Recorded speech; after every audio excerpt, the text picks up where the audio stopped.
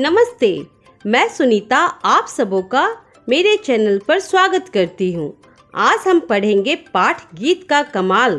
परंतु वीडियो में आगे बढ़ने से पहले अगर आपने मेरे चैनल को अभी तक सब्सक्राइब नहीं किया है तो जल्दी से करें ताकि आपको आने वाली हर एक नई वीडियो की जानकारी सबसे पहले मिले।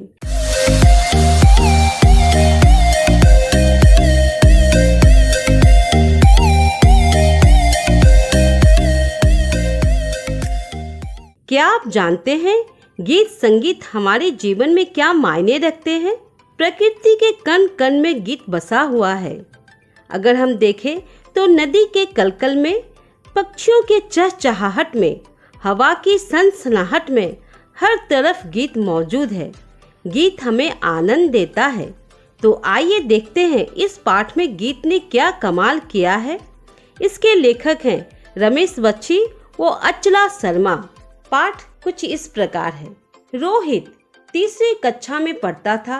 वह बहुत ही जिद्दी था।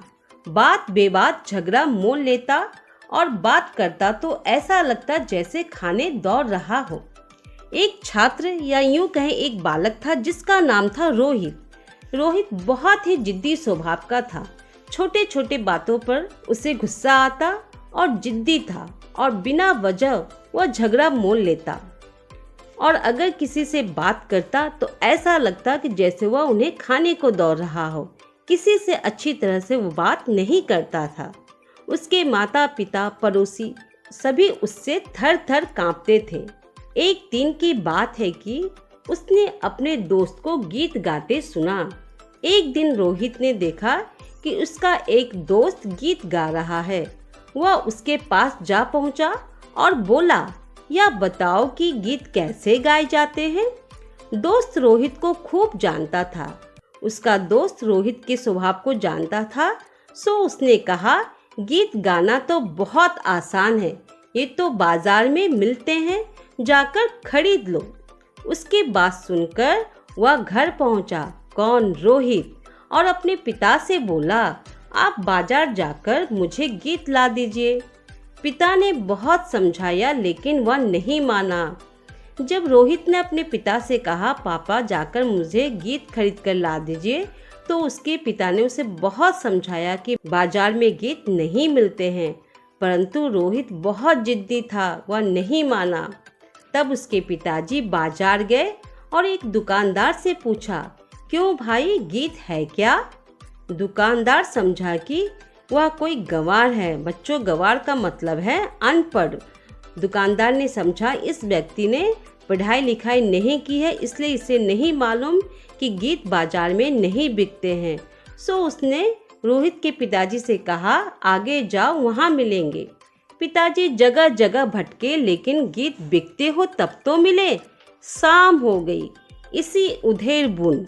अब उधेड़ बुन का मतलब है ध्यान या विचार। इसी विचार में वो चले जा रहे थे तो उन्होंने एक चूहे को बिल के अंदर घुसते देखा। रास्ते में उन्हें आवाज सुनाई दी, खड़ खड़। इससे एक पंक्ति बनी, खोदे खड़ खड़। आगे जाकर उन्होंने एक सांप को सरकते देखा। क्या देखा? एक सांप को सरकते देखा। उसकी आवाज सुनकर दूसरी पंक्ति बनी, सरके सरसर। आगे चलते हुए उन्हें एक खरगोश दिखाई दिया। खरगोश उन्हें गौर से देखने लगा। पंक्ति बनी, देखे टगर मगर। और आगे चलकर उन्होंने छलांग लगाकर भागते हुए एक हिरण को देखा। उन्होंने चौथी पंक्ति बना ली, कूदे अलंग फलंग। घर लौटकर उन्होंने रोहित से कहा, मैं गीत खरीद लाया हूँ। उन्होंने गीत सुनाया। कैसा गीत सुनाया? खोदे खड़खड़, सरके सरसर, देखे टगर मगर, कूदे अलंग फलंग। रोहित समझा कि यह वाकई गीत है, सो वह खुश हो गया। उसे राग से सुर से गाने लगा। आधी रात को वह जागा और पड़ोसियों को प्रभावित करने की गरज से, प्रभावित का मतलब है प्रभाव डालने के लिए, उसने जोर जोर से वही गीत गाने लगा। संयोग की बात है कि उसी समय चोरों ने उनके घर में चोरी करने के लिए सेंध लगाई थी। क्या लगाई थी बच्चों? सेंध लगाई थी। संयोग की बात है, मतलब यह अचानक संयोग की बात है कि ऐसा हुआ कि ठीक जब रोहित गीत गा रहा था जोर जोर से उस रात अपने पड़ोसियों को प्रभावित करने के लिए, ताकि पड़ोसी समझे कि रोहित कितना सुंदर गीत गा रहा है, तभी उस समय रोहित के घर कुछ चोर आए थे जिन्होंने दीवार को तोड़कर एक छेद बनाया था रोहित के घर घुसने के लिए। तभी रोहित वह गाना गा रहा था, खोदे खड़खड़। चोरों ने समझा या उन्हें देखकर गा रहा है, सो चुपचाप सरकने लगे माने धीरे धीरे वो भागने लगे। तभी रोहित गाना गाने लगा, सर के सरसर। चोर अब डरकर दरवाजे की तरफ देखने लगे। तभी रोहित गाना फिर शुरू किया, देखे टगर मगर। चोरों को भरोसा हो गया है कि वह सब कुछ जानता है। चोरों को ऐसा लगने लगा कि रोहित उन्हें देख चुका है और वह सब कुछ जान चुका है, इसलिए वह ऐसा गाना या ऐसा गीत गा रहा है। इसी समय उसने आखिरी पंक्ति गाई, कूदे अलंग फलंग। अब तो चोर भाग खड़े हुए।